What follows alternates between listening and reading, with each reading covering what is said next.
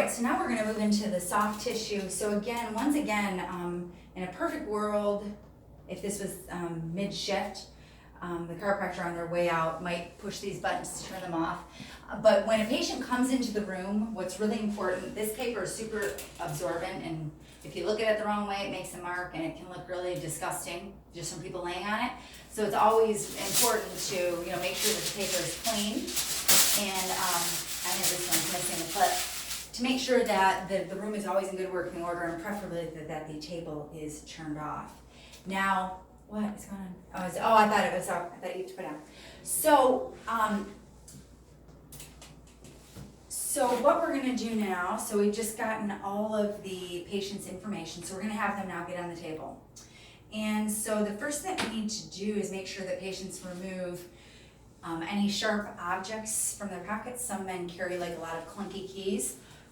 If people have sometimes shorter women with stiletto heels or heels, so we obviously want to do what we can to take care of the equipment and not have anything pierce through the material.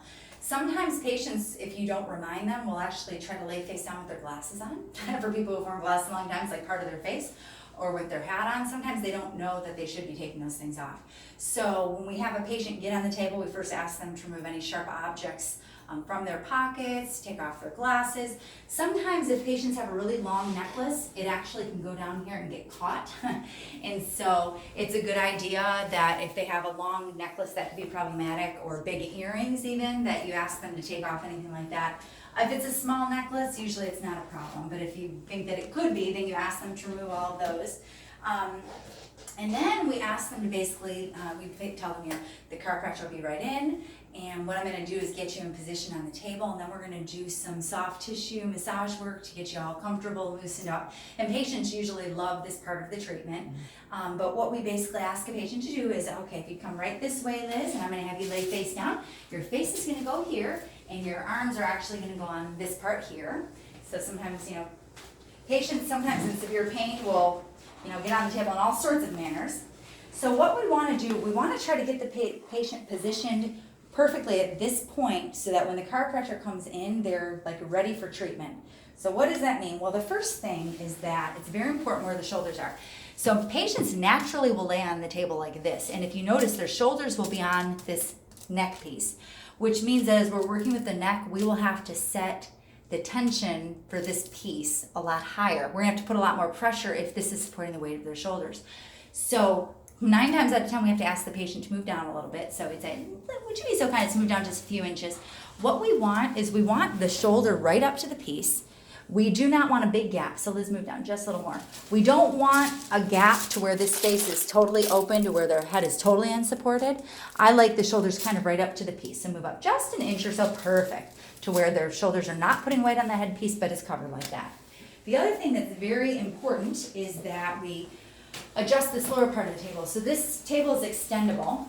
There's a piece here that slides in and out. And so most of the time, our patients, we have some very tall patients, but for average size patients, this piece will be down. So what you'll notice on a taller patient is that there will be a lot of their leg unsupported. Now, with somebody who has a knee condition, this can be very problematic. It'll actually hyperextend their knee, and it can cause a lot of discomfort.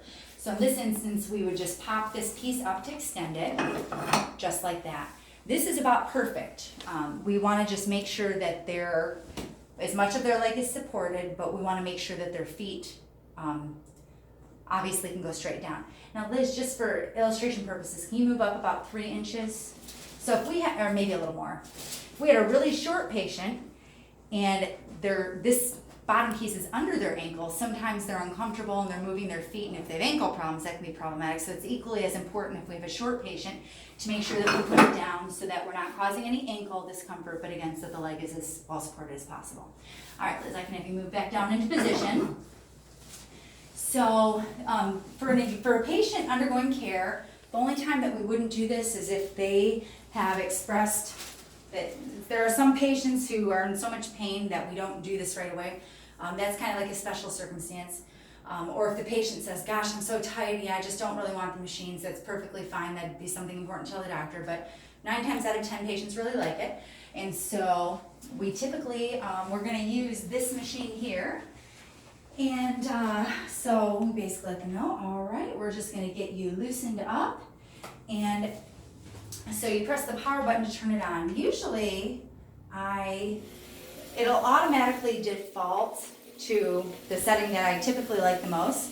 If you press again, it goes really, it decreases the frequency a lot. It makes it more intense, kind of awkward, but you just have to kind of play with it. But so one thing that's easy to happen, depending on how you hold this, is that you can repeatedly hit the power button and keep turning it off if you're not aware of where it's at.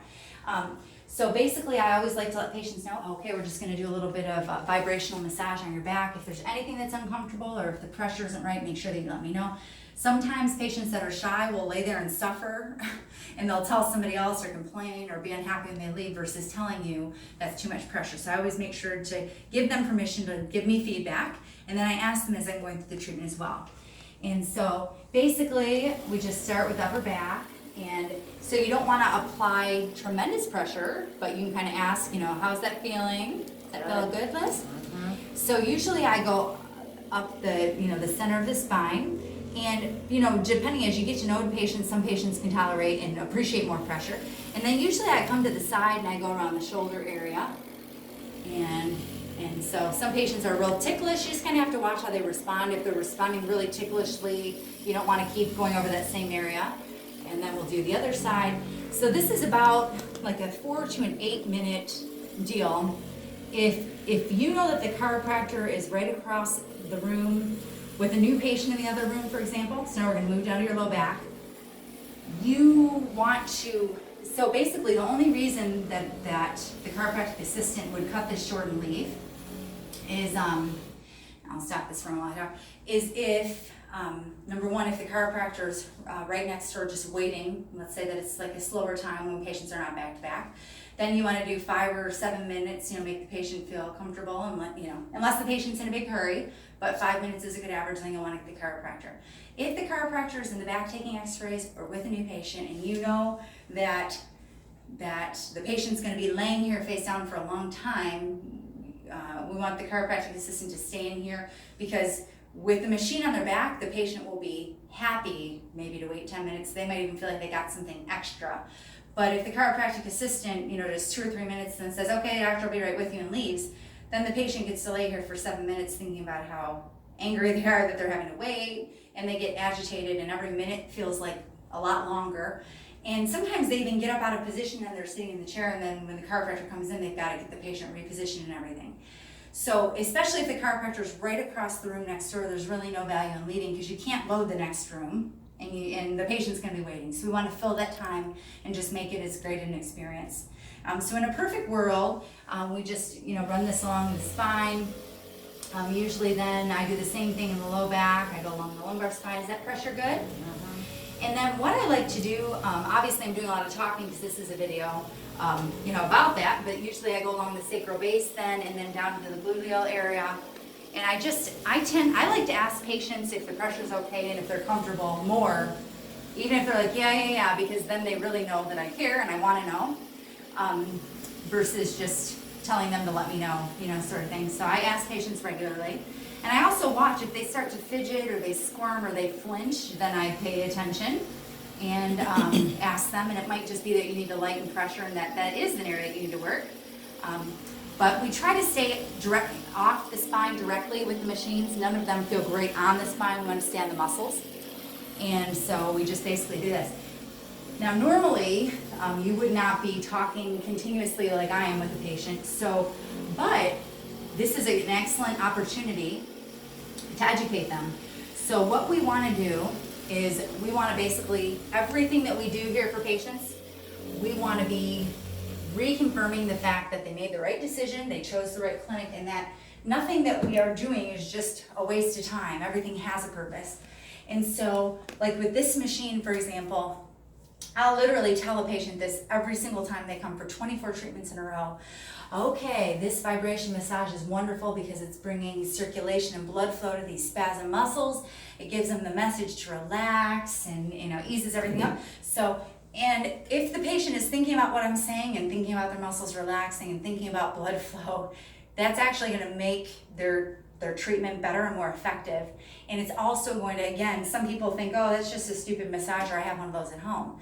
But the fact that we're doing this, if you were talking about the benefit and why we're doing it, takes it from being just a silly time filler, oh, I guess the chiropractor's taking a long time, to something that has a purpose. And it does have a purpose, everything we do here, otherwise it'd be a big waste of our time too. So it'd be something along the lines of, okay, we're gonna get started with some vibrational massage therapy and work on, some of those muscle knots. And oh, does that feel good, Liz? How's that? Ask what I'm doing.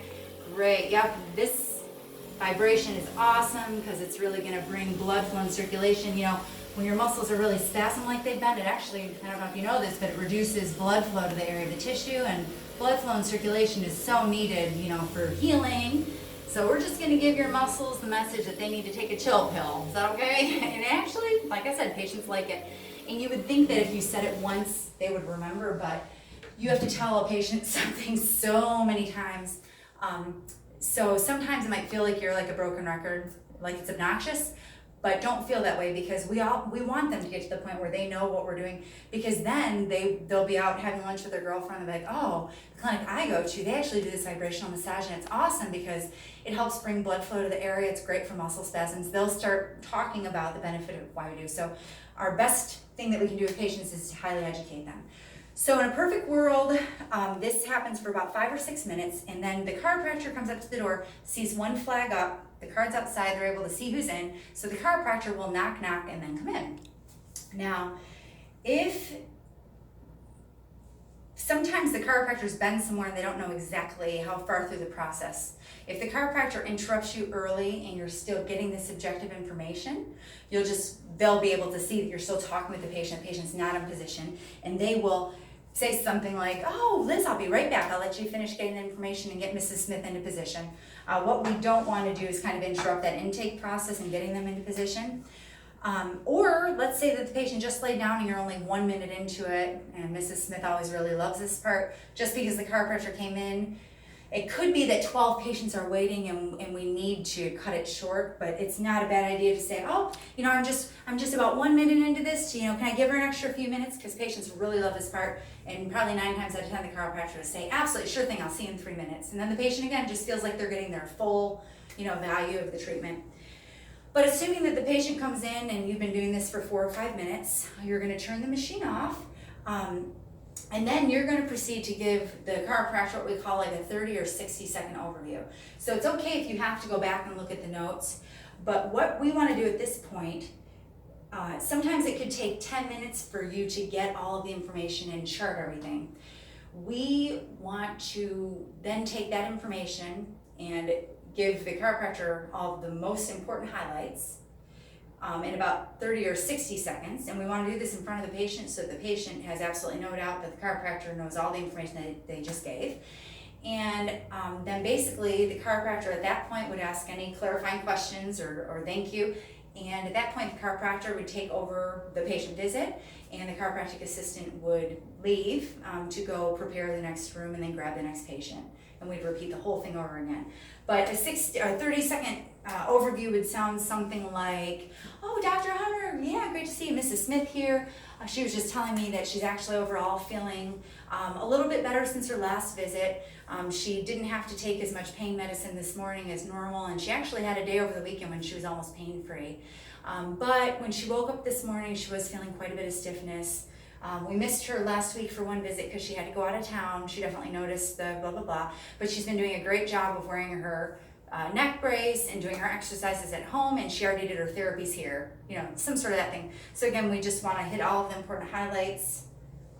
Definitely make sure the doctor knows whether or not there was anything new, anything exacerbated, and convey all of the important information, and make sure to highlight. We always want to highlight if the patient says, oh, I've been wearing my back brace religiously, I've been wearing it at work like I was told. We want to make sure that we highlight what they're doing so that the doctor then can commend them and say, oh, Mrs. Jones, will you do a class for all of our patients, because I wish they were all like you, and patients like you who follow our recommendations get the best results. So I'm so glad, again, all this positive reinforcement makes a big difference in patient care.